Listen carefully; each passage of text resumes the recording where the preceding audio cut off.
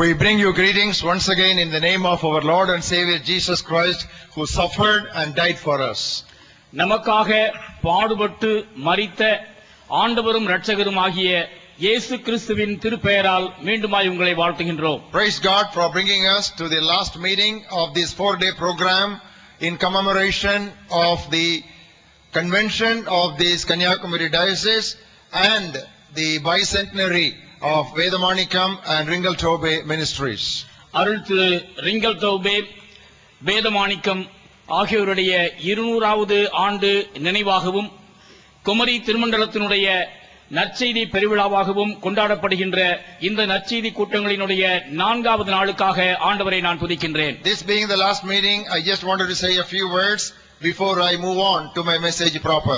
இந்த கூட்டம் இறுதி கூட்டமாய் இருக்கின்றபடியினாலே செய்திக்குள் கடந்து செல்வதற்கு முன்னதாக சில வார்த்தைகளை உங்களோடு நான் பகிர்ந்து கொள்ள பிரியப்படுகின்றேன். I want to thank God and all the organizers of this program, and very especially the bishop, for having invited me to go over here to minister God's word to you during these 4 days.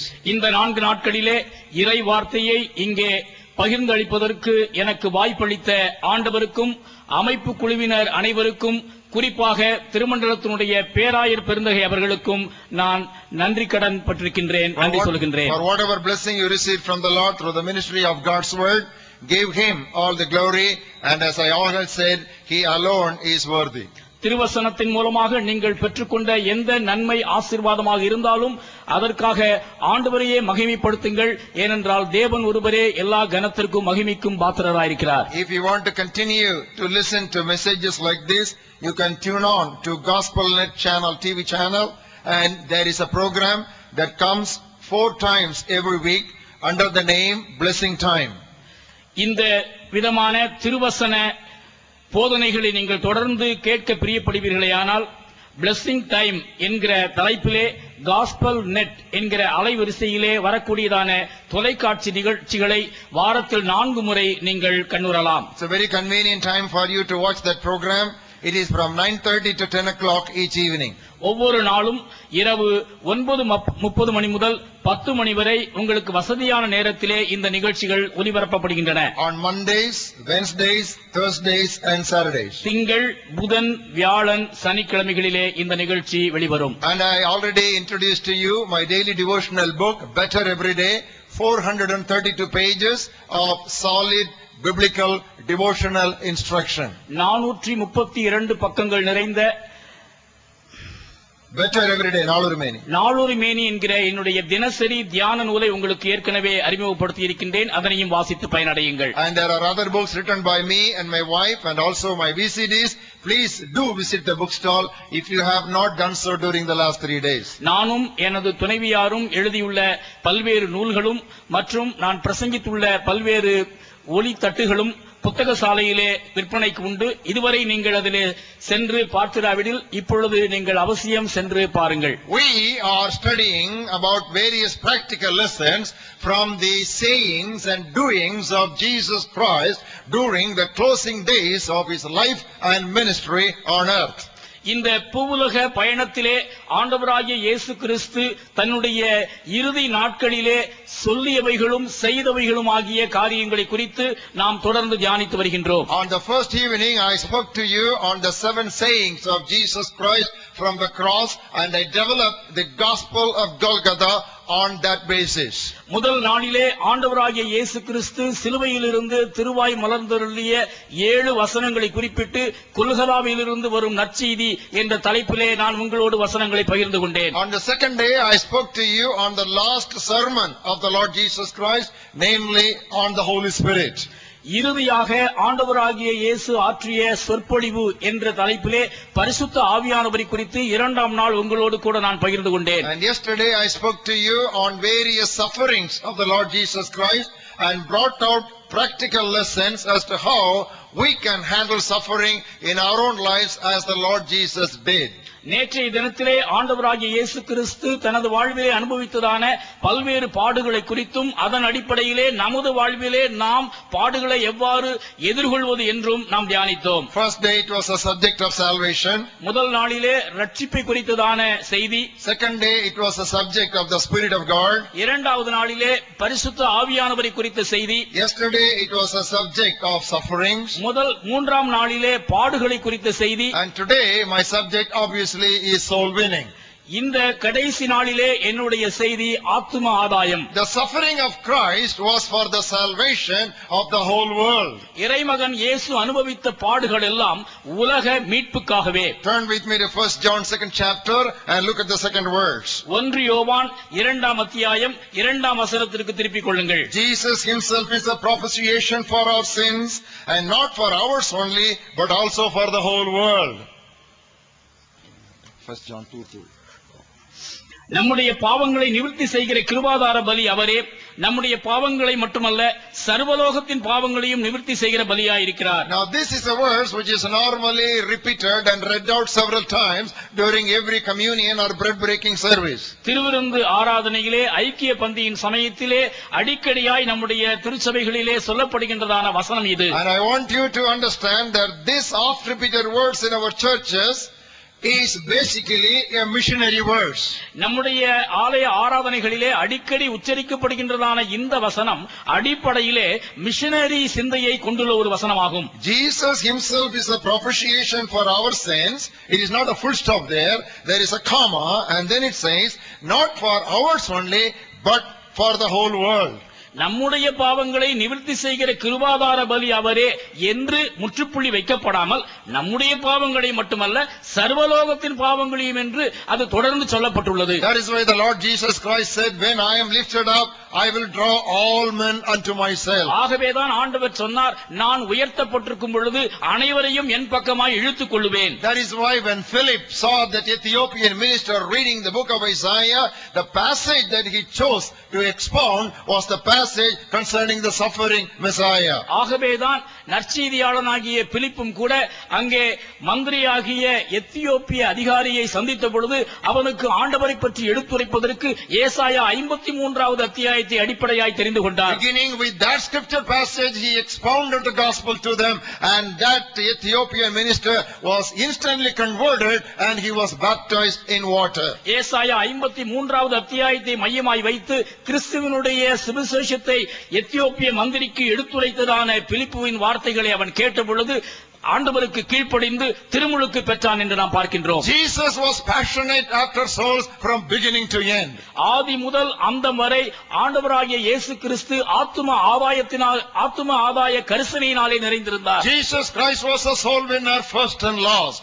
முதலும் முடிவுமாக இயேசு கிறிஸ்து ஆத்தும ஆதாய வீரராய் இருந்தார். But the intensity of his soul winning passion heightened during the last week of his life. ஆனால் இந்த ஆத்துமாக்களை குறித்ததான வேட்கை அவருடைய உலக பயணத்தினுடைய முடிவு நாட்களிலே உச்சகட்டத்தை அடைந்தது.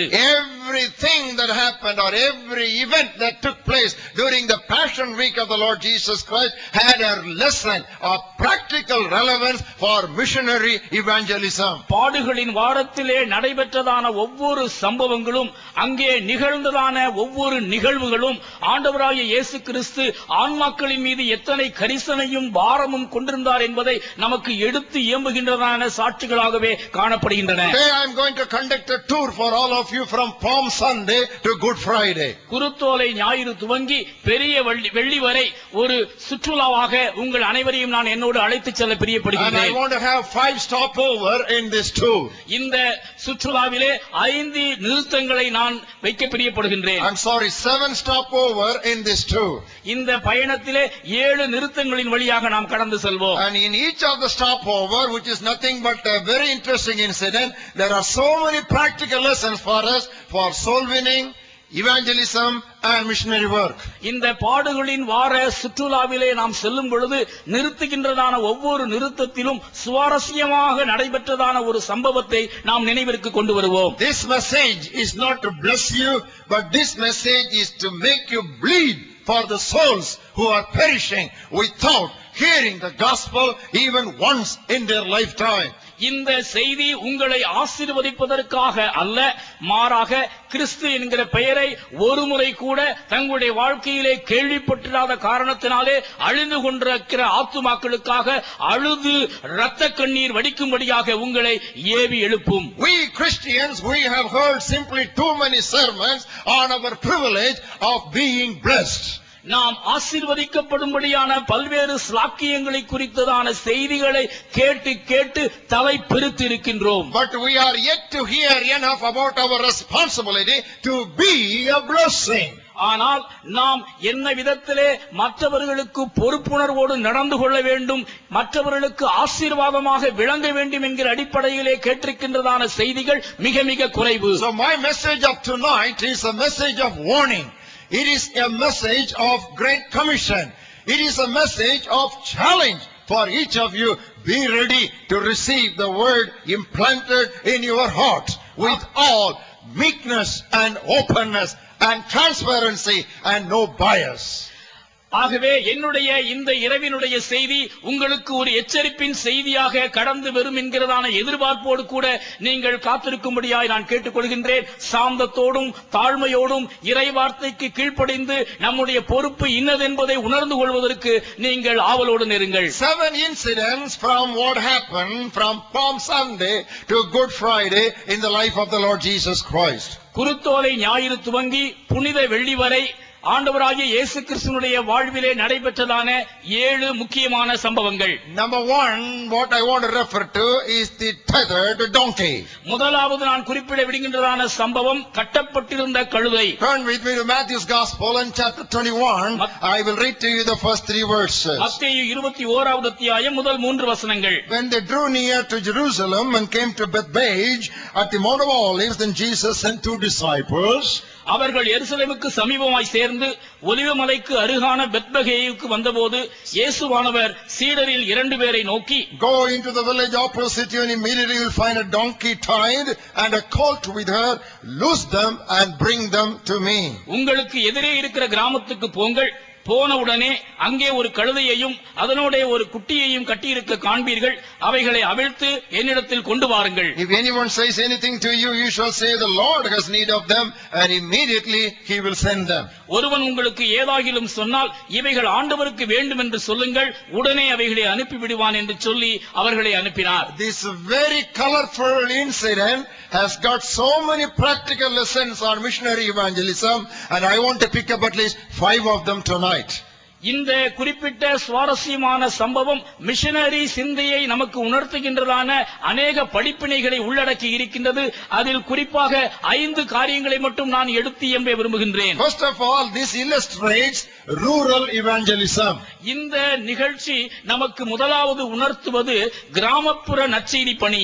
India lives in villages. India கிராமங்களில் வாழ்கிறது. Let me say that again. நான் மீண்டுமாய் சொல்லட்டும். Bharat, India, it lives in villages. பாரதம் கிராமங்களில் வாழ்கிறது. 80% of Indian population is rural. 80% இந்தியர்கள் கிராமப்புறத்தை சார்ந்தவர்கள். Even though there is so much of urbanization going on all over this country, the village population is still remaining intact. India முழுவதிலும் நகரமயமாக்குதல் அதிதீவிரமாக நடந்து கொண்டிருந்தாலும் கூட அதிகபட்ச மக்கள் இன்றும் கிராம சூழல்களிலேயே வாழ்ந்து கொண்டிருக்கின்றார்கள். One of the late prime ministers of India said like this.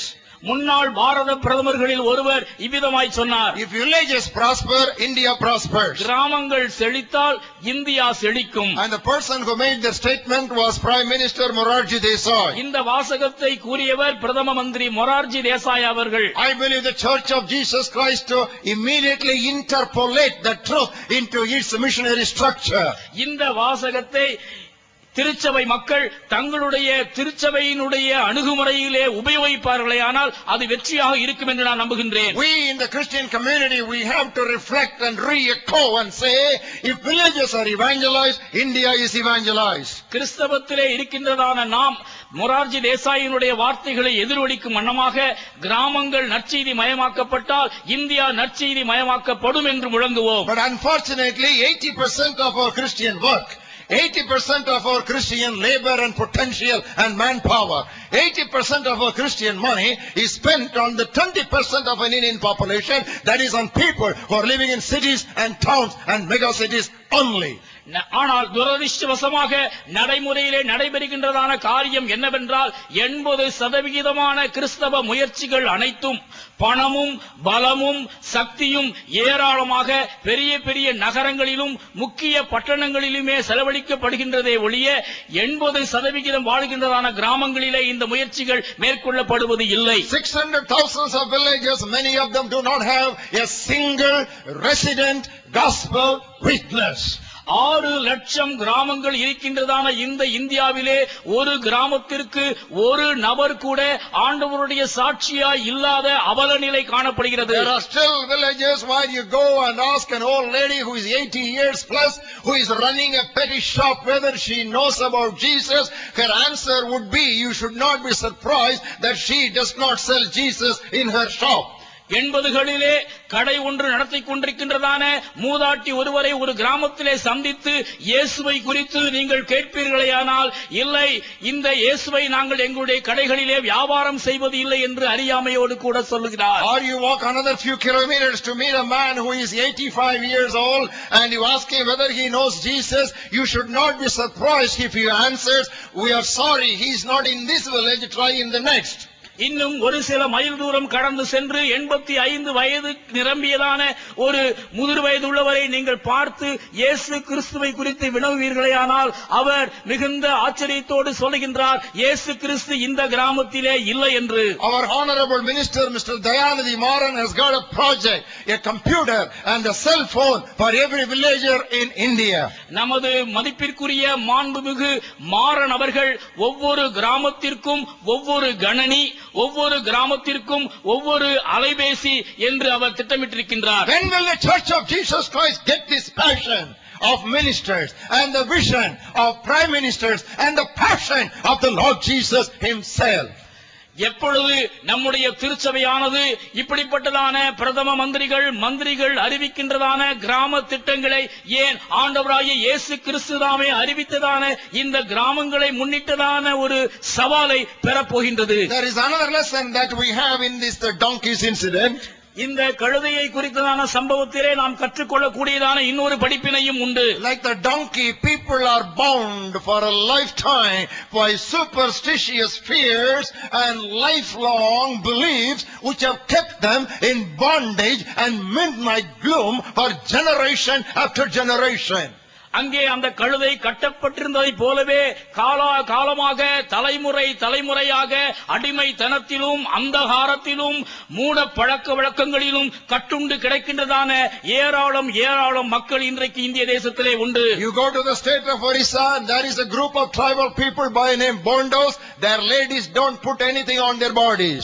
ஒரிசாவிலே நீங்கள் சென்று பார்ப்பீர்களேயானால் போண்டோ என்று சொல்லப்படக்கூடியதான இன மக்கள் அங்கே தங்களுக்கு மேல் ஆடைகளை அணிவதில்லை. Even if the government gives them saris and dresses to wear, they are afraid to wear them because they believe that Sita, the mythological figure, will get angry with them if they put on any dress on their bodies. அந்த போண்டோ இனத்து பெண்களுக்கு அரசாங்கம் இலவசமாக உடுத்துவதற்கு சேலை கொடுத்தாலும் கூட சீதா பிராட்டி தங்களுக்கு விரோதமாக கோபம் கொண்டு எழுந்து விடுவார் என்கிறதான மூட பழக்கத்தினால் அவர்கள் பீடிக்கப்பட்டிருப்பதனால் சேலை அணிவதற்கு அவர்கள் மறுக்கின்றார்கள். There are child marriages going on so prevalently in many villages and pockets of the state, the desert state of Rajasthan, even though the government has banned the system.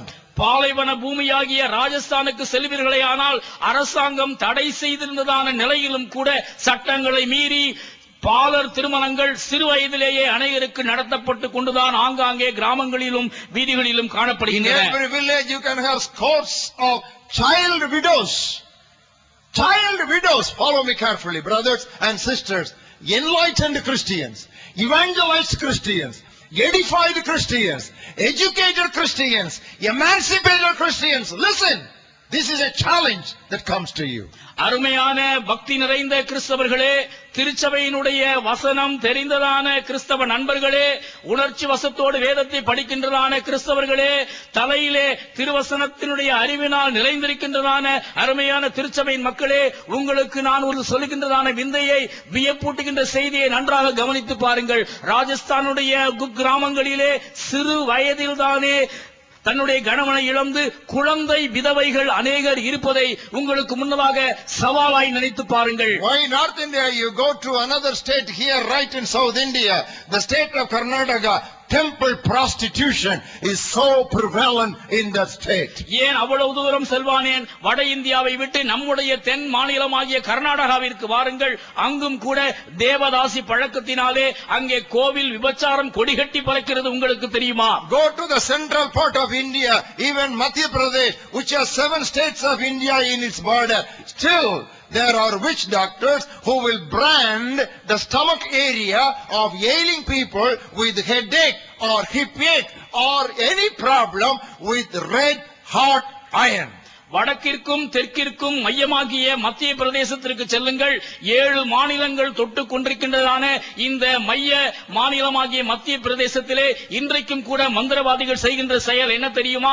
தலைவலி, இடுப்பு வலி போன்ற வலிகளினாலே அவதியுறுகின்றதான மக்களுக்கு பழுக்க காய்ச்சினதான இரும்ப கம்பிகளினாலே வயிற்றிலே சூடு போடுகின்றார்கள். Where are William Carey's who will crusade against unchristian, unscriptural, inhuman, illegal practices like sati? கிறிஸ்தவத்திற்கு முரணான, திருவசனத்திற்கு மாறான மற்றும் மனிதாபிமானமற்ற பரிதாபத்திற்குரிய இப்படிப்பட்டதான கடுமையான பழக்க வழக்கங்களுக்கு எதிரே உரிமை குரல் எழுப்புவதற்கு வில்லியம் கேரிகள் இன்று எங்கே? Where are they? எங்கே அவர்கள்? When will our people come out of this gloom and darkness? இந்த அந்தகாரத்தினின்றும் குருட்டாட்டத்தினின்றும் என்று என்னுடைய இந்திய உடன்பிறப்புகள் வெளியே வரப்போகிறார்கள். What do we read about the Lord Jesus Christ? இயேசு கிறிஸ்துவை குறித்து நாம் என்ன வாசிக்கின்றோம்? He left Nazareth and he moved to Naphtali. அவர் நாசரேத்தை விட்டு நப்தலிக்கு சென்றார். Why did he leave his Nazareth for Naphtali? அவர் நாசரேத்தை விட்டு நப்தலிக்கு செல்வதற்கான காரணம் என்ன? So that people who sit in darkness upon them a great light shall dawn. அந்தகாரத்தில் இருக்கின்றதான மக்கள் ஆச்சரியமான ஒளியை கண்டடையும்படியாக அவர் அப்படியாய் கடந்து சென்றார். Until you leave Nagargoil for North India, India will not be evangelized. வட இந்தியாவுக்காக நாகர்கோயிலை விட்டு நீங்கள் பயணிக்காவிட்டால் இந்தியா ஒரு காலம் நற்செய்திமயமாகாது. I always speak to Nazareth people and Nagargoil people like this. நான் நாசரேத்து மக்களுக்கும் நாகர்கோயில் மக்களுக்கும் இவ்விதமாய் சவாலிடுவது உண்டு. Nazareth people are holding palmyra trees and Nagargoil people are holding coconut trees. Nazareth மக்கள் பனைமரமே தங்களுடைய விதி என்று இருப்பார்கள். நாகர்கோயில் மக்கள் தென்னை மரமே என்று அவர்கள் இருப்பார்கள். Until Nazareth and Nagargoil catch the missionary vision and release the best of their candidates for frontier missionary evangelism.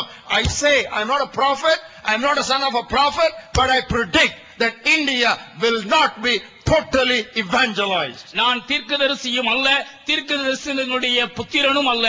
ஆனாலும் நான் உங்களுக்கு திட்டவட்டமாய் தீர்க்கமாய் முன்னறிவிக்கின்றேன். நாசரேத்து மக்களும் நாகர்கோவில் மக்களும் விழிப்புணர்வடைந்து தங்களிடத்தில் இறக்கக்கூடியதான திறமை வாய்ந்த ஊழியர்களை வட இந்தியாவிற்கு அனுப்பவில்லை என்றால் நிச்சயமாக இந்தியா நற்செய்திமயமாக முடியாது. There is another lesson that we can just evolve from this tethered donkey. இந்த கட்டப்பட்ட கழுதையினுடைய சம்பவத்திலிருந்து நாம் கற்றுக்கொள்ளக்கூடிய இன்னொரு படிப்பினை உண்டு. Not only the donkey, the baby donkey, the colt also was tied. கழுதை மட்டுமல்ல, அதனுடைய குட்டியும் கட்டப்பட்டிருந்தது. This speaks of the innocent, ignorant children who go through the inhuman practices and cultures of their forefathers and parents because they have no other choice. தங்களுடைய முன்னோர்கள், தங்களுடைய பெற்றோர்கள் ஆகியோர் வழிகாட்டுகின்றதான அந்த மூட பழக்க பாதையிலேயே செல்ல வேண்டிய நிர்பந்தத்தில் இருக்கின்றதான அறியாமையில் வாழ்கின்ற களங்கமற்ற பாலகர்கள், பிள்ளைகள். My wife and I, we have lived in so many northern states for several years. பல ஆண்டுகளாக வட இந்திய மாநிலங்களினுடைய பல இடங்களிலே நானும் என்னுடைய துணைவியும் பணியாற்றி இருக்கின்றோம். We have lived in Orissa, ஒரிசாவிலே நாங்கள் வாழ்ந்திருக்கின்றோம். Karnataka, கர்நாடகாவிலே Maharashtra, மகாராஷ்டிராவிலே Madhya Pradesh. மத்திய For பிரதேசத்திலே several years we have lived in some of the remotest villages of our country. பல ஆண்டுகள் நம்முடைய இந்திய தேசத்தினுடைய குக் கிராமங்கள் பலவற்றிலே நாங்கள் தங்கி தரித்திருக்கின்றோம். I am not speaking from hearsay, but I speak from know-so. நான் கேள்விப்பட்டவைகளை உங்களிடத்திலே சொல்லவில்லை, கண்ணார கண்டவைகளை உங்களோடு பகிர்ந்து கொள்கின்றேன். Whichever village, Indian village you go, the first congregation that will greet you will be a group of enthusiastic children. நீங்கள் எந்த கிராமத்திற்கு சென்றாலும் உங்களை ஆர்வமோடு வரவேற்கின்றதான முதல் கூட்டம் சிறுவர் கூட்டமாகத்தான் இருக்கும். No wonder Jesus said the kingdom of God belongs to them. ஆண்டவர் சொன்னதிலே எந்தவித சந்தேகமும் இல்லை, விண்ணரசு அப்படிப்பட்டவர்களுடையது. Never ever neglect children in your ministry. ஒரு நாளும் ஒரு போதும் சிறுவரை உங்களுடைய ஊழியத்திலே புறக்கணிக்காதிருங்கள். In most of our mission stations, the church planting started by a revival among young people. எங்களுடைய பணிக்களங்கள் அநேகமானவற்றிலே எழுப்புதல் துவங்குவதற்கு காரணமாக இருந்தது சிறுவர் ஊழியம்தான். And there are so many missionary organizations which sprang up, mushroom between 50 and 60. 1950-60களிலே முளைத்ததான பல்வேறு மிஷனரி நிறுவனங்களினுடைய கதையும் இதுதான். Most of them sprang out of the ministry of Vacation Bible School. விடுமுறை வேதாகம பள்ளியின் மூலமாக முளைத்து எழுந்ததுதான் பல மிஷனரி நிறுவனங்கள். Don't despise children. சிறுவர்களை அசட்டை பண்ணாதிருங்கள். There is another important lesson that we have here. இந்த சம்பவத்திலே நாம் கற்றுக்கொள்ளக்கூடிய பிரிதொரு படிப்பினையும் உண்டு. Jesus sent 2 disciples. இயேசுவும் 2 சீடர்களும். Jesus sent 2 disciples. இயேசு 2 சீடர்களை அனுப்பினார். He sent them 2 by 2, the Bible says. 2 பேராய் அவர்களை அவர் அனுப்பினார் என்று வேதம் சொல்கிறது. Move to the villages not alone but as a team. தனியாக கிராமங்களுக்கு செல்ல வேண்டாம், 2 பேர் அணியாய் செல்லுங்கள். And don't immediately wait for a 10 or 12. If 2 are there, that is too many. இப்படி சொல்வதனாலே 10-12 பேர் வருவதற்கு காத்திருக்க வேண்டும் என்று பொருள் அல்ல. 2 பேர் இருந்தால் அதுவே போதுமானது. If nobody comes, the husband and wife together can take their vehicle and go to the villages, because nothing more powerful and effective than a husband and wife team like Aquila and Priscilla. ஒருவேளை வேறு யாருமே நற்செய்தி படிக்க வரவில்லை என்றாலும் கூட பரவாயில்லை, கணவனும் மனைவியுமாக வாகனத்தில் ஏறி எதிரே இருக்கிற கிராமத்திற்கு செல்லுங்கள்.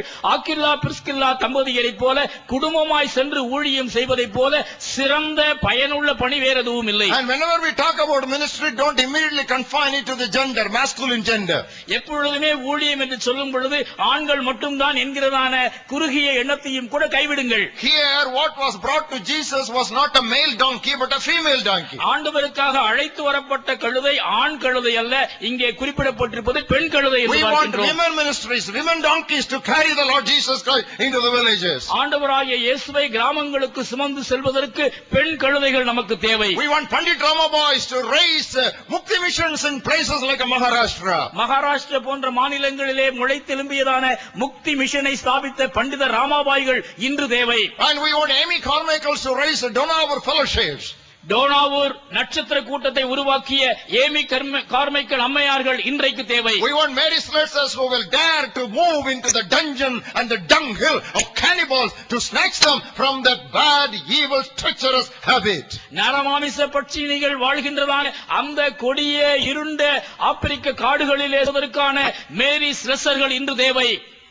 Don't worry about threats and oppositions. பயமுறுத்தல்களை குறித்தும் மிரட்டல்களை குறித்தும் ஒருபோதும் கலங்காதிருங்கள். What did Jesus tell them? இயேசு அவர்களுக்கு என்ன சொன்னார்? If anybody says why you are untying that colt, யாராவது நீங்கள் அவிழ்க்கும் பொழுது ஏன் என்று கேட்டால், you have to simply tell them the Lord wants them. அது ஆண்டவருக்கு தேவை என்று சொல்லுங்கள். That's what Jesus said. அதுதான் ஆண்டவர் சொன்ன காரியம். All authority in heaven and earth is given unto me, go therefore. விண்ணிலும் மண்ணிலும் சகல அதிகாரமும் எனக்கு கொடுக்கப்பட்டுள்ளது, ஆகையால் நீங்கள் புறப்பட்டு போங்கள். The government does not give us orders to go and preach the gospel.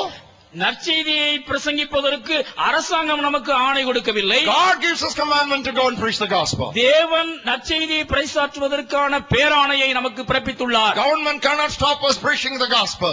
நற்செய்தியை பறைசாற்றுவதற்கு அரசாங்கம் நம்மை தடுக்க முடியாது. Government has some authority, but God has all authority. அரசாங்கத்திற்கு சில அதிகாரங்கள் உண்டு, ஆனால் தேவனுக்கோ சகல அதிகாரமும் I உண்டு. want you to be encouraged with this truth and move into the villages. இந்த வாக்குத்தத்தத்தை பிடித்த தைரியமாய் கிராமங்களை நோக்கி நீங்கள் புறப்பட்டு செல்லும்படியாய் உங்களை நான் உற்சாகப்படுத்துகின்றேன். This is the first incident in the last week of the Lord Jesus Christ. இயேசு கிறிஸ்துவினுடைய இறுதி வாரத்திலே நிகழ்ந்ததான முதல் சம்பவம் இதுதான். And we'll move to the second incident. இரண்டாவது சம்பவத்திற்கு நாம் நகர்ந்து செல்வோம். The Hosanna procession. ஓசன்னா பவனி.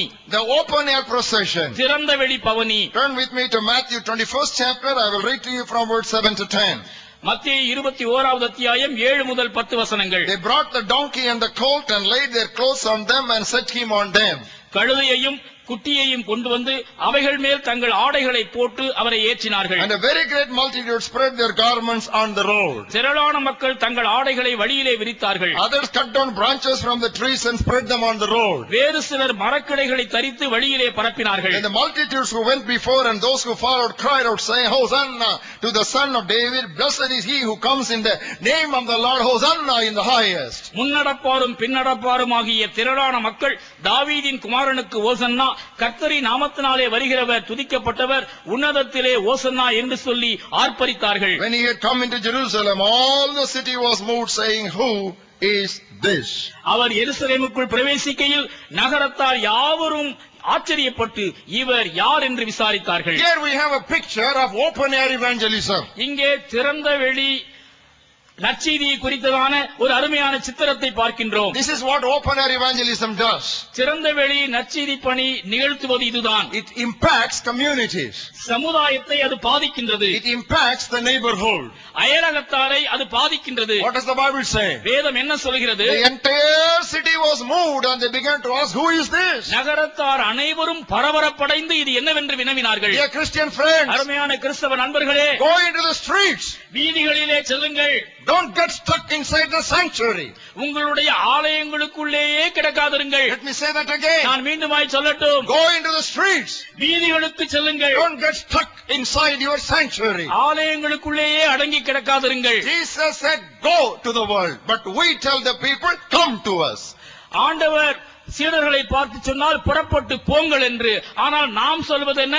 மக்களே நீங்கள் எங்களிடம் வாருங்கள் என்று. Now we do everything ulta. That is why we are failing in evangelism. எல்லாவற்றையுமே தலைகீழாய் செய்வது நம்முடைய வாடிக்கை.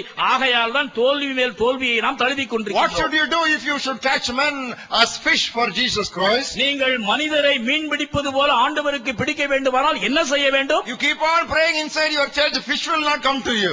ஆலயத்திற்குள்ளே முட்டி முட்டி ஜெபித்துக் கொண்டிருந்தால் மீன் தானாக வராது. You buy a good net and then keep it decorated and every Sunday fish will not come to you. மீன் வலையை வாங்கி அழகாக நீங்கள் அங்கே அலங்காரமாய் தொங்க விட்டிருப்பதனாலே மீன் அதை தேடி ஓடி வந்து விடாது. What should you do? நீங்கள் என்ன செய்ய வேண்டும்? Go to the sea. கடலுக்கு செல்ல வேண்டும். This is the most important truth. இதுதான் மிக மிக முக்கியமான சத்தியம். Without going, nothing happens. நீங்கள் புறப்பட்டு போகவில்லை என்றால் ஒன்றும் நடக்காது. Even if you are fishing for 10 years, நீங்கள் 10 வருடங்களாக மீன் பிடித்துக் கொண்டிருந்தாலும், even for one day, for courtesy's sake, no fish will directly come to your house. உங்களுடைய வீடு தேடி இவர் மீனவன் என்று எந்த மீனும் உங்களை சந்திக்க வராது. You have to go where the fish are. மீன்கள் எங்கேயோ அங்கே நீங்கள் செல்ல வேண்டும். People are on the streets. மக்கள் தெருக்களிலே They இருக்கின்றார்கள். are not inside the sanctuary. Sinners are there on the streets. பாவிகள் அங்கே வீதிகளிலே இருக்கின்றார்கள். அவர்கள் உங்களுடைய ஆலயத்திற்குள்ளே இல்லை. What is the problem today? இன்றைய பிரச்சனை என்ன? Jesus is imprisoned within the 4 walls of our church building. ஆலயத்தினுடைய 4 சுவர்களுக்கு இடையே பாவம் இயேசுவானவர் சிறையில் அடைக்கப்பட்டுள்ளார். Even our carols, we are not going to non-Christians. நம்முடைய கீத பவனிகள் கூட கிறிஸ்தவர் அல்லாதவரை தேடி செல்வதே கிடையாது. We go to Christian homes. நாம் செல்வதெல்லாம் கிறிஸ்தவ இல்லங்களுக்கு தான். The fellow is sleeping after a heavy meal. நல்ல வயிறு உடைக்கு தின்னுட்டு அவர் தூங்கிட்டு இருப்பார். And you go and wake him up at 12 o'clock. 12 மணிக்கு சென்று அவரை நீங்கள் தட்டி எழுப்புவீர்கள். And he comes in his night dress. அவர் தன்னுடைய இரவு உடையை போட்டுக்கொண்டு அலங்கோலமாய் வந்து நிற்பார். And you tell him Jesus is born. இயேசு கிறிஸ்து பிறந்திருக்கிறார் என்று அந்த மனிதரை பார்த்து பாவம் நீங்கள் சொல்லுவீர்கள். He knows that all his life. தன்னுடைய வாழ்நாள் முழுவதும் இந்த கதையை அவர் அறிந்துதானே இருக்கின்றார். He knows that Jesus is born. இயேசு பிறந்திருக்கின்றார் என்பது அவருக்கு நன்றாகவே தெரியுமே. Why are you going as carols to Christian homes? கிறிஸ்தவ இல்லங்களுக்கே கீத பவனிகளுக்காக எதற்காய் செல்கிறீர்கள்? You know how I understand carols? நான் கீத பவனியை குறித்து என்ன புரிந்திருக்கிறேன் என்று உங்களுக்கு சொல்லட்டுமா? Sleepy Christians disturbing sleeping Christians. தூங்கும் கிறிஸ்தவர்கள் தூங்கிக் கொண்டிருக்கின்ற கிறிஸ்தவர்களை சந்திக்கும் பவனிதான் கீத பவனி. Get away from this church compound mentality. இந்த ஆலய வளாகத்தை சுற்றி சுற்றி வருகின்றதான குண்டு சட்டிக்குள் குதிரை ஓட்டுகின்ற வேலையை நீங்கள் முடிவுக்கு கொண்டு வாருங்கள். Jesus Christ was not crucified inside the cathedral. இயேசு கிறிஸ்து சிலுவையில் அறையப்பட்டது பேராலயத்திற்குள் அல்ல. He was crucified outside the city among criminals. நகரத்திற்கு புறம்பே குற்றவாளிகளின் மத்தியில் தான் அவர் சிலுவையில் Follow me அறையப்பட்டார். carefully. நான் சொல்வதை நன்றாக கவனியுங்கள். Jesus was not crucified in the cathedral. பேராலயத்திலே அருள்நாதர் இயேசு சிலுவையில் அறையப்படவில்லை. He was crucified outside the city among criminals. நகரத்திற்கு புறம்பே கொலையாளிகள் மத்தியிலே அவர் கொலை செய்யப்பட்டார். What does the Bible say? வேதம் என்ன சொல்கிறது? Let us also go with him, bearing his reproach outside the city. நாமும் நிந்தையை சுமந்து பாளையத்திற்கு புறம்பே அவரோடு போவோம். Dear brothers and sisters, he who has an ear, let him hear what the Spirit speaks to the Christians of Nagargoil tonight. அருமையான சகோதர சகோதரிகளே, ஆவியானவர் நாகர்கோயில் கிறிஸ்தவர்களுக்கு சொல்லுகின்றதை காதுள்ள எவனும் கேட்க கடவன். Go on gospel processions whenever possible. எப்பொழுதெல்லாம் முடியுமோ அப்பொழுதெல்லாம் நற்செய்தி பவனியை உங்களுடைய நகரத்திலே நிகழ்த்துங்கள். Small groups going and standing in street corners and marketplaces, nobody can object you if you do not obstruct traffic. சிறு சிறு குழுக்களாக சந்தைகளிலே நின்று நீங்கள் இந்த பவனியை நடத்துவீர்களேயானால் போக்குவரத்துக்கு தடையாக இல்லாத பட்சத்திலே யாரும் உங்களுக்கு ஆட்சேபனை தெரிவிக்க மாட்டார்கள். That is what the early disciples of Salvation Army did. இரட்சணிய சேனையினுடைய உறுப்பினர்கள் ஆரம்ப காலகட்டத்திலே செய்ததான யுக்தி இதுதான். Get out of your meeting place and get into the marketplace. கூட்டமாக கூடுகின்றதான இடத்தை விட்டு வெளியே வந்து கூட்டங்கள் இருக்கின்ற இடத்திற்கு புறப்பட்டு செல்லுங்கள். Let me say that again. நான் மீண்டும் இதை சொல்லட்டும். I have deliberately chosen these words so that I can nail these words on your hearts. நான் இந்த வசனத்தை மிகவும் கணக்கிட்டு தெரிந்து கொண்டதற்கான காரணம் உங்களுடைய மனதிலே பசுமரத் தாணியாக இதனை பதிய வைப்பதற்காகவே. Leave your meeting places and move into the marketplaces. கூட்டங்கள் கூடுகின்ற உங்களுடைய ஆலய வளாகங்களை விட்டு கடந்து சந்தை வெளிகளிலே இருக்கின்ற கூட்டங்களை தேடி செல்லுங்கள். That was the vision of Apostle Paul. இதுதான் அப்போஸ்தலனாகிய பவுலினுடைய தரிசனமாக இருந்தது. 17 of Acts of the Apostle. அப்போஸ்தலர் 17 20 of Acts of the Apostle. அப்போஸ்தலர் 20. May the Lord give us the 17 vision. May the Lord give us the 20 vision of the early church. அப்போஸ்தலர் 17 தரிசனத்தையும் அப்போஸ்தலர் 20 தரிசனத்தையும் ஆதி திருச்சபையினருக்கு இருந்த வண்ணமாகவே நம் அனைவருக்கும் தேவன் தருவாராக. What is 17 vision? அப்போஸ்தலர் 17 தரிசனம் என்ன? Leaving the meeting place to go into the marketplace to discuss with them about the verity of Jesus being Christ. கூட்டம் கூடுகின்ற இடத்தை விட்டு சந்தை வெளிகளுக்கு சென்று சுவிசேஷத்தை அறிவிப்பது. And what is 20 vision? அப்போஸ்தலர் 20 தரிசனம் என்பது என்ன? Not only personal talk but also public discourse with people and proving to them that Jesus is Christ. தனிப்பட்ட விதத்தில் மட்டுமல்ல, பொது இடங்களிலே இயேசுவே கிறிஸ்து என்று நிரூபித்து அவர்களுக்கு விளக்கிச் சொல்லுகின்றதான சாட்சி. On public holidays, we Christians of various denominations, various churches, various fellowships, at least in small numbers can come together to take such processions. பொதுவான அரசு விடுமுறை நாட்களிலே பல்வேறு திருச்சபைகளை சேர்ந்த அனைத்து சபை கிறிஸ்தவர்களாக நாம் ஒன்று சேர்ந்து இப்படியாக நற்செய்தி பவனியை நடத்துவதற்கு திட்டமிடலாம். John the Baptist was a prophet who had no equal. Jesus said, of those who were born among women, there is no one greater than John the Baptist. பெண்களிடத்திலே பிறந்தவர்களிலே யோவான் ஸ்நானகனைப் போல சிறந்ததொரு தீர்க்கதரிசி வேறு எவரும் இல்லை என்று சாட்சி பெற்றவன் தான் திருமுழுக்கு யோவான். He was not waiting for a pulpit in the temple or synagogue of his day. ஆலயத்திலோ பேராலயத்திலோ பிரசங்கம் பண்ணுவதற்கு தனக்கு ஒரு பீடம் கிடைக்கும் என்று சொல்லி அவன் எதிர்பார்த்து He காத்திருக்கவில்லை. was an open air preacher. அவன் ஒரு திறந்த வெளி பிரசங்கி. He took some stones which laundrymen would use for washing their clothes and stacked one over the other, and he stood upon them like John Wesley and thundered the gospel. துணி துவைக்கின்றதான கருங்கற்களை ஒன்றன் மீது ஒன்றாக அடுக்கி அதனை தன்னுடைய பிரசங்க பீடமாக ஆக்கி அந்த பிரசங்க பீடத்தின் மீது ஏறி நின்று ஜான் வெஸ்லி சுவிசேஷத்தை முழங்கினார். John Wesley and John the Baptist had many things in common. யோவான் ஸ்நானகனும் யோவான் வெஸ்லியும் தங்களுடைய வாழ்க்கையிலே பொதுவாக பல குணாதிசயங்களை பெற்றிருந்தார்கள். John the Baptist preached by the river bank. யோவான் ஸ்நானகன் ஆற்று படுகையிலே அவர் நற்செய்தி அறிவித்தார். John Wesley was standing on the sepulchre, the cemetery of his daddy, and he preached the gospel. John Wesley தன்னுடைய சொந்த தந்தையினுடைய கல்லறையின் மீது ஏறி நின்று நற்செய்தியை பறைசாற்றினார். We have to follow John the Baptist. நாம் யோவான் ஸ்நானகனை பின்பற்ற வேண்டும். What does the Bible say? வேதம் என்ன சொல்கிறது? From the time of John the Baptist until now the kingdom of God suffers violence, and the violent take it by force. யோவான் ஸ்நானகன் காலம் துவக்கி இன்று வரை விண்ணரசு பலவந்தம் பண்ணப்படுகின்றது.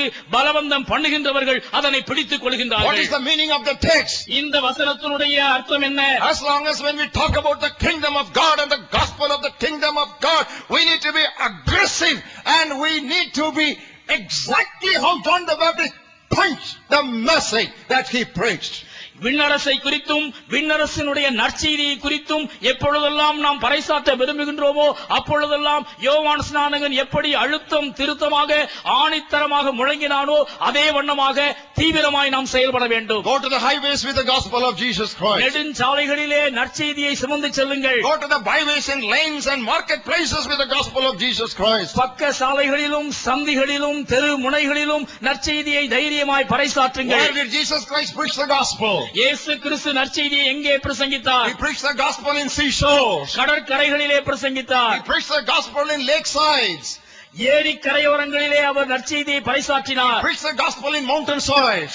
மலைகளிலே அவர் முழங்கினார். He preached the gospel in cemeteries and sepulchres. கல்லறைகளிலும் கல்லறை தோட்டங்களிலும் அவர் பிரசங்கித்தார். Why did he choose those places to preach the gospel? இவ்விதமாய் பல்வேறு இடங்களை அவர் தெரிந்து கொண்டதற்கான காரணம் என்ன? He wanted to reach the lost. தொலைந்து போனவர்களை தேடும்படியாய் அவர் விரும்பினார். He wanted to reach the last. காணாமற் போனவர்களை கண்டுபிடிக்க அவர் பாடுபட்டார். He wanted to reach the least. குறைவாய் எண்ணப்பட்டவர்கள் ஒதுக்கப்பட்டவர்களை தேடிச் சென்றார். Follow me. நன்றாக கவனியுங்கள். If you want to reach the lost and the last and the least, you should go out where the sinners are, outside the sanctuary.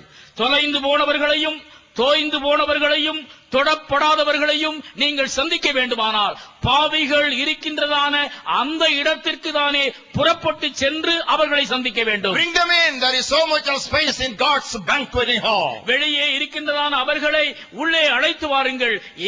ஆண்டவருடைய விருந்தறையிலே ஏராளமான காலியிடம் உண்டு. But open air evangelism is a hard work. Do you know that? ஆனால் திறந்த வெளி நற்செய்தி பணி என்பது கடினமான ஒரு பணிதான். Preaching from pulpits like this with just a well pressed ready-made shirt is very easy. இப்படிப்பட்டதான அலங்கார மேடைகளிலே அலங்காரமான ஆடை அணிந்து பேசுவது மிகவும் சுலபமான ஒரு காரியம். This is a white collar ministry. இது மிக நேர்த்தியான சுலபமான ஒரு வேலை என்று சொல்லலாம். That don't covet that ministry. இந்த ஊழியத்தை நீங்கள் ஆசிக்க வேண்டாம். Now I am talking about what every Christian can do. ஒவ்வொரு கிறிஸ்தவனும் செய்யக்கூடியதான ஒரு காரியத்தை நான் உங்களுக்கு சொல்ல விரும்புகிறேன். Be ready to soil your clothes. உங்களுடைய ஆடைகள் கரைபடுவதற்கு ஆயத்தமாயிருங்கள். Be ready to soil your garments. உங்களுடைய உடுப்புகள் அழுக்காவதற்கு ஆயத்தமாயிருங்கள். That is what the people of that day did. அந்த நாட்களினுடைய நபர்கள் அதைத்தான் செய்தார்கள். What did they do? அவர்கள் என்ன செய்தார்கள்? They took out their dresses and clothes and garments and they laid them on the sandy soil, dusty soil, so that Jesus would walk on them. எருசலேமினுடைய தூசு படர்ந்த வீதிகளிலே ஆண்டவராகிய இயேசு கிறிஸ்து நடக்கும் பொழுது மக்கள் தங்களுடைய ஆடைகளையும் உடுப்புகளையும் கழற்றி அவைகள் அழுக்கானாலும் பரவாயில்லை என்று விரித்தார்கள். Did not Jesus trod the winepress of God's anger alone, and did he not soil his garments with blood? That's the minimum, I say. That is the minimum that we can do for our suffering Savior. தேவனுடைய கோபத்தினாலே அங்கே ஆலையிலே நசுக்கப்பட்டு அந்த இரத்தத்தினாலே தன்னுடைய உடுப்பு கரைபட்டு காணப்படுவதற்கு ஆண்டவராகிய இயேசு தனியாக ஒத்துக்கொள்ளவில்லையா? அதே வண்ணமாக கிறிஸ்துவுக்காக நாம் அழுக்கடைவதற்கு முயலவில்லை என்றால் நாம் செய்யக்கூடிய குறைந்தபட்ச பணியில் கூட தவறுகிறவர்களாய் காணப்படுவோம். Brothers and sisters, I am calling young people who are listening to me tonight to attend what I say very, very carefully and intently. அருமையான சகோதர சகோதரிகளே, இந்த மாலை வேளையிலே உங்களோடு கூட பேசிக் கொண்டிருக்கிறதான இந்த நேரத்தில் தானே குறிப்பாக வாலிப சகோதர சகோதரிகளை நான் சொல்லுவதாய் கவனமாய் கேட்கும்படியாய் நான் வேண்டுகின்றேன். You are all multi-talented, you are all multifaceted, you are all multi-skilled. Use them to manifest the glory of the cross. பல விதங்களிலே திறமை படைத்தவர்களாக, ஆக்கப்பூர்வமான தாளந்துகள் நிறைந்தவராக, விவேகம் உள்ளவர்களாக நீங்கள் காணப்படுகின்றீர்கள். இந்த திறமைகளை எல்லாம் ஆண்டவருக்காக பயன்படுத்துங்கள். Make bright and brilliant and flashy banners with the gospel slogans. அருமையான நற்செய்தி வாசகங்கள் அடங்கிய வண்ண வண்ண பளிச்சிடும் அட்டைகளை ஆயத்தப்படுத்துங்கள். Artwork is the gift of the Holy Spirit. பரிசுத்த ஆவியானவரால் அருளப்பட்டதான அருட்கொடைகளில் ஒன்று புதுமையான கலைத்திறன். Now that is how God filled Bezalel with the artwork, the gift of artwork by the Spirit. நுணுக்கமாக காரியங்களை செய்வதற்கு பெசலெயேலை ஆண்டவர் தம்முடைய ஆவியினாலே நிரப்பியிருந்தார் என்று நாம் வாசிக்கின்றோம். In all my life, this is the first time in a convention so many presbytery is sitting here. என்னுடைய வாழ்நாளிலே எனக்கு முன்னதாக அமர்ந்திருக்கின்றதான இத்தனை திரளான போதகர்களை நான் இப்பொழுதுதான் முதன்முறையாக பார்க்கின்றேன். Of course, I have addressed a gathering of 1,000, 2,000, 3,000 clergy separately, but in a common congregation to see so many pastors, I am very encouraged and humbled. 1000, 2000, 3000 போதகர்கள் அடங்கியதான போதகர் கருத்தரங்குகளிலே நான் தனியாக பிரசங்கித்திருக்கின்றேன். ஆனால் இவ்விதமாய் நடத்தப்படுகின்றதான பொது கூட்டங்களிலே இத்தனை திரளாய் அமர்ந்திருக்கின்றதான போதகர்களை பார்ப்பது உண்மையிலேயே எனக்கு உற்சாகம் அளிக்கின்றது. நான் மகிழ்ச்சி அடைகிறேன். I am not trying to flatter you, but I want to tell you a fact that this is the beginning of a revival. நான் உங்களை முகஸ்துதி செய்ய பிரியப்படவில்லை, ஆனால் ஒரு உண்மையை நான் சொல்லித்தான் ஆக வேண்டும். பெரியதொரு எழுப்புதலுக்கு இது துவக்கமாக இருக்கிறது. Because any revival, like an ointment, has to flow from the head down through the beard and then through the garments to the people at the bottom. ஏனென்றால் எந்த ஒரு எழுப்புதலும் ஆரோனின் சிரசில் ஊற்றப்பட்டு அவனுடைய தாடிகளில் வழிந்து அவனுடைய அங்கிகளில் இறங்கி முடிவாக மக்களிடத்தில் போய் சேர வேண்டும். That is always God's method, and I thank God for the effort they have taken by your bishop and leadership for this kind of an arrangement. இதுதான் எப்பொழுதுமே தேவனுடைய முறையாக இருக்கின்றது. இந்த விதத்திலே இப்படிப்பட்டதான ஒரு முயற்சியை சிறப்பாக வெற்றியோடு கொண்டு வருவதற்கு காரணமாயிருந்த பேராயர் அவர்களையும் திருமண்டல தலைவர்களையும் நான் அதிகமாய் பாராட்டுகின்றேன். And I want to plead with you, and if necessary I will beg of you, dear pastors, to encourage your youngsters, motivate your youngsters, propel your youngsters into creative artistic work to celebrate the glories of the gospel of Jesus Christ. அருமையான போதகர்களே, உங்களை நான் மிகவும் மன்றாடி கேட்டுக் கொள்கின்றேன். ஏன் கெஞ்சி உங்களிடத்திலே நான் வேண்டிக் கொள்கின்றேன். உங்களுடைய சபையினுடைய இளைஞர்களையும் நங்கையர்களையும் கலைத்திறனிலே நீங்கள் ஆர்வம் ஊட்டி உற்சாகமடைய செய்து கிறிஸ்துவினுடைய நற்செய்தியை மிக அலங்காரமான விதத்திலே எடுத்துரைப்பதற்கு அவர்களை பயன்படுத்துங்கள். Don't kill their creativity by your conservatism. உங்களுடைய பாரம்பரிய முறைகளினாலே அவர்களிடத்தில் காணப்படுகின்றதான புதுமை உணர்வுகளை நசுக்கி போடாதீர்கள். Give them lot of liberty and space for developing their originality. தங்களுடைய மூல திறமைகளை பயன்படுத்துவதற்கு அவர்களுக்கு சுதந்திரமும் சுயாதீனமும் நீங்கள் கொடுங்கள். Jesus simply asked them to bring the colt and the donkey. ஆண்டவர் கழுதையையும் கழுதை குட்டியையும் அவிழ்த்து வர அவர்களிடத்திலே பணித்தார். But he never told them to spread the garments, their blazers and their blankets on the road. ஆனால் போகின்ற வழியிலே ஆடைகளையும் உடுப்புகளையும் மரக்கிளைகளையும் பரப்புவதற்கு அவர் சொல்லவில்லை. Throwing off the blazers and blankets and branches on the street was the people's original idea. அங்கே வீதிகளிலே ஆடைகளையும் உடுப்புகளையும் விரித்து அந்த பவனியை கோலாகலமாக மாற்றியது மக்களுடைய ஆர்வமான ஈடுபாடு. Youth may make mistakes. Who does not make mistakes? Youth make mistakes. Adults make blunders. வாலிபர்கள் தவறு செய்கின்றார்கள் என்று அநேகர் சொல்லுகின்றார்கள். இல்லை என்று சொல்லவில்லை. வாலிபர்கள் தவறு செய்கின்றார்கள். ஆனால் முதியோர்களோ பெரும் பிழைகளை செய்து விடுகின்றார்கள். We make blunders. நாம் பெரும் தவறுகளை செய்கின்றோம். Why not give this freedom to youngsters? வாலிபர்களுக்கு ஏன் சுதந்திரம் கொடுக்க கூடாது? Don't quench their enthusiasm. அவர்களுடைய உற்சாகத்தை அவித்து போடாதீர்கள். That is what the religious people of that day did to the Lord Jesus Christ. அந்த நாட்களினுடைய மார்க்க உலகம் ஆண்டவராகிய இயேசு கிறிஸ்துவுக்கு அதைத்தான் செய்தது. The children and young people were shouting, Hosanna, Hosanna. They were liberated, praising the Lord. இளைஞர்களும் சிறுவர்களும் ஓசன்னா ஓசன்னா என்று துள்ளி குதித்து ஆர்ப்பரித்தார்கள். And what did the religious leaders of that day do? அப்பொழுது மார்க்க தலைவர்கள் அவர்களை பார்த்து என்ன சொன்னார்கள்? Master, please ask them to be silent. போதகரே, அவர்கள் அமைதியாய் இருக்கும்படி சொல்லும். This is not our custom. இது எங்களுடைய பாரம்பரியம் This is அல்ல. not our culture. இது எங்களுடைய கலாச்சாரம் அல்ல. This is not our principle. இது எங்களுடைய கொள்கை அல்ல. We are not used to this kind of worship. இப்படிப்பட்டதான தொழுகைக்கு நாங்கள் பழக்கப்பட்டவர்கள் அல்ல. So they asked Jesus to stop them. ஆண்டவரே, ஆகவே ஆண்டவரை பார்த்து இவர்களை நிறுத்து என்று குரல் எழுப்பினார்கள். My Jesus laughed. என் இயேசு கிறிஸ்துவ அவர்களை பார்த்து நகைத்தார். You know what he said? அவர் அவருக்கு மறுபடியும் என்ன சொன்னார் தெரியுமா? If the children stop, the bricks will begin to praise the Lord. இந்த பிள்ளைகள் கூப்பிடாவிட்டால் இந்த கற்கள் கூப்பிடும். You know why? ஏன்? Jesus came from a place which is very noisy. ஆண்டவர் அதி சப்தம் நிறைந்த ஒரு இடத்திலிருந்து இறங்கி வந்தார். I want to give a homework for you. நான் உங்களுக்கு ஒரு வீட்டு பாடம் கொடுக்க பிரியப்படுகின்றேன். Read through the book of Revelation when you get back home. வீட்டிற்கு சென்றவுடன் வெளிப்படுத்தின விசேஷ நூலை வாசித்து பாருங்கள். There is one statement like this. அங்கே ஒரு வாசகம் இவ்வாறு வருகின்றது. There was half an hour of silence in heaven. பரலோகத்திலே அரை மணி நேர அமைதி உண்டாயிற்று. What does it mean? அதனுடைய பொருள் என்ன? Silence is rare in heaven. பரலோகத்திலே அமைதி என்பது காணப்படாத அபூர்வமான So காரியமாகும். if you are allergic to noise, you better get used to it, otherwise you will find it uncomfortable when you go there. சப்தம் என்றாலே உங்களுக்கு பிடிக்காது என்று காதை நீங்கள் அடைத்துக் கொள்வீர்கள் என்றால் பரலோகத்திற்கு வருவதற்கு உங்களுக்கு மிகவும் கஷ்டம். ஆகையால் இந்த ஆரவாரத்திற்கு உங்களை பழக்கிக் கொள்ளுங்கள். We want young people to be excited. We want our young people to be exuberant. We want our young people to be enthralling. We want our young people to be exhilarating.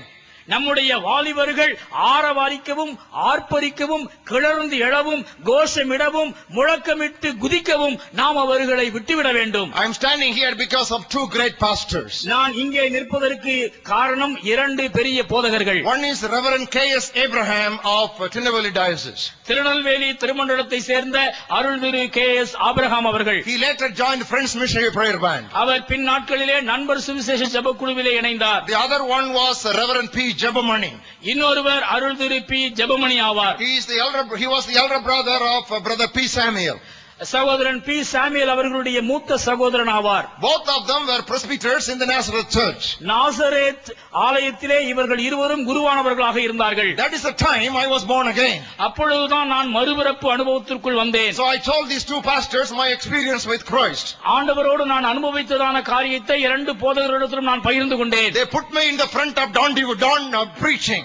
அவர்கள் காலை நேர நற்செய்தி பணியிலே என்னை முன்னிறுத்தினார்கள். And they took me wherever they went for evangelism. எங்கெங்கெல்லாம் நற்செய்தி பணிக்காக அவர்கள் சென்றார்களோ அங்கெல்லாம் என்னை அவர்கள் உடன் அழைத்து சென்றார்கள். They said, Thambi, you speak. Thambi, you shout. Thambi, you just lead the people. தம்பி நீங்க பேசுங்க, தம்பி நீ பேசு, தம்பி நீ செய்தி கொடு என்று என்னை அவர்கள் முன்னுக்கு தள்ளினார்கள். Do you think Reverend K.S. Abraham and Reverend P. Jebamani ever thought that they were encouraging and preparing a spokesman for this generation when they were encouraging me? இந்த தலைமுறையினருக்கு ஏற்ற ஒரு பெரிய பிரசங்கியாரை தாங்கள் உருவாக்குகிறோம் என்கிற எண்ணம் ரெவரண்ட் ஆபிரகாம் அவர்களுக்கும் ரெவரண்ட் ஜெபமணி அவர்களுக்கும் அந்த நாட்களிலே இருந்திருக்கும் என்று நீங்கள் நினைக்கின்றீர்களோ? They were not aware, but they were encouraging young people. அவர்களுக்கு கனவிலும் அப்படிப்பட்ட நினைப்பு இருந்திருக்காது. இருந்தாலும் வாலிபனாகிய என்னை அவர்கள் I am உற்சாகப்படுத்தினார்கள். talking to young people now. வாலிபரை நோக்கி நான் இப்பொழுது பேசுகின்றேன். If your pastor does not encourage you for evangelism and propel you into frontline work in spite of your desire and expression, the only alternate is you leave that church and go to another church. உங்களுடைய சபை போதகர் நற்செய்தி பணியிலே உங்களை உற்சாகப்படுத்த தவறுவாரே ஆனால் உங்களுடைய போதகர் உங்களுடைய வாஞ்சையை நற்செய்தி பணியிலே அவித்து போடுகிறவராய் இருப்பாரே ஆனால் உங்களுக்கு வேறு வழியே இல்லை. அந்த சபையை விட்டு நீங்கள் வெளியே வாருங்கள். I am telling the truth. நான் உண்மையை உங்களுக்கு விளம்புகின்றேன். Because we are in the last hour. நாம் கடைசி மணி நேரத்திலே நின்று கொண்டிருக்கின்றோம். This is emergency in the kingdom of God. இது அவசர கால கட்டம். In emergency there are certain things we should radically do. இந்த அவசர கால கட்டத்திலே நாம் அதிரடியாய் செய்ய வேண்டிய சில காரியங்கள் 11ஆம் மணி வேளையிலே நாம் நின்று கொண்டிருக்கிறோம். Very little time left before the world can be made. காலம் மிக மிக குறுகியது. அதற்குள் நாம் நற்செய்தி மயமாக்க வேண்டும். If not now, when? இப்பொழுது இல்லை என்றால் பின் எப்பொழுது? If not you, who? நீ இல்லை என்றால் வேறு யார்? Answer my question. என்னுடைய கேள்விக்கு பதில் கொடுங்கள். If not now, when? இப்பொழுது இல்லை என்றால் வேறு எப்பொழுது? If not you, who? நீ இல்லை என்றால் வேறு யார்? God is writing these words upon the tablets of your heart. உங்களுடைய இருதயத்திலே ஆணி அறைந்த வண்ணமாக தேவன் இந்த வார்த்தைகளை உச்சரித்துக் So many கொண்டிருக்கிறார். people are here who are just skilled in playing musical instruments. இசை கருவிகளை வாசிப்பதிலே நிபுணராய் இருக்கின்ற அநேக இளம் உள்ளங்கள் இங்கு உண்டு. Don't spend all your skill inside the church. உங்களுடைய ஆலயத்திற்குள்ளேயே இந்த திறமைகளை எல்லாம் புதைத்து போடாதிருங்கள். On your beautiful jeans. உங்களுடைய வண்ண ஜீன்ஸ் பேண்ட்களை அணிந்து கொள்ளுங்கள். And have a t-shirt. அழகான டி ஷர்ட்டை போட்டுக் கொள்ளுங்கள். Have a good hairdo. நன்றாக தலைவாரிக் கொள்ளுங்கள். And go and stand in street corners. தெரு முனைகளிலே போய் நில்லுங்கள். Be smartly dressed. நீங்கள் மிக எடுப்பாக உடை அணிந்து கொள்ளுங்கள். And play your guitar there. அங்கே நின்று கொண்டு உங்களுடைய கிட்டாரை வாசியுங்கள். மேண்டலினை எடுத்து வாசியுங்கள். Why not? You can even play your mouth organ there. உங்களுடைய மௌத்தார்கனை எடுத்து சந்தியிலே வாசியுங்கள். The only musical instrument I know how to play is tambourine. எனக்கு தெரிந்த ஒரே ஒரு இசைக்கருவி ஜாலர் தான். And that I did very well all through my college days. என்னுடைய கல்லூரி நாட்களிலெல்லாம் நாம் உருப்படியாய் அடித்தது இந்த ஜாலர் தான். Even now you give me a tambourine, I will be playing my tambourine. நான் இப்பொழுது கூட ஒரு ஜாலரை நீங்கள் எனக்கு கொடுப்பீர்களேயானால் நான் நன்றாக அதனை தட்டுவேன். On the engagement to my wife, in that prayer meeting, I only played tambourine. நான் என்னுடைய மனைவிக்காக நிச்சயிக்கப்படுகின்றதான அந்த நிச்சய வைபவத்தில் கூட நான் இந்த ஜாலர் அடித்ததை நினைவு கூறுகிறேன். And I had a megaphone. எனக்கு ஒரு மெகாபோன் உண்டு. It was not a battery megaphone, it was a tin sheet megaphone. அது மின்சார உதவியால் இயங்குகின்றதான ஒரு மைக் அல்ல, ஒரு தகர டப்பாவினாலே செய்யப்பட்டதான ஒரு megaphone. And every week I went to villages. நான் ஒவ்வொரு வாரமும் கிராமங்களுக்கு செல்வேன். I went to streets and shouted out with that tin megaphone. அந்த தகர டப்பாவாகிய ஒலிபெருக்கியை வைத்துக் கொண்டு தெருமுனைகளிலே நான் கூவுவேன். My Bible says, வேதம் சொல்கிறது, be faithful in small things, God will exalt you to great things. கொஞ்சத்திலே உண்மையா இருந்தால் அநேகத்தின் மேல் உன்னை அதிகாரியாக வைப்பேன். I was faithful with a tin megaphone and God has put me today before a sure microphone. அன்று தகரடப்பா ஒலிபெருக்கியின் முன்னதாக நான் கூவினேன்.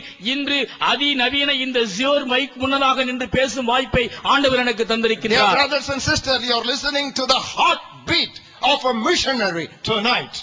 அருமையான சகோதர சகோதரிகளே, ஒரு மிஷனரியினுடைய இதய துடிப்புகளை நீங்கள் இந்த மாலை நேரத்திலே கேட்டுக் கொண்டிருக்கின்றீர்கள். It is not a sermon that I preach, but a burden that I pass on. நான் உங்களுக்கு சொல்லிக் கொண்டிருப்பது ஒரு செய்தி அல்ல, மாறாக இதயத்திலிருந்து வெளிப்படுகின்றதான ஒரு பாரம்.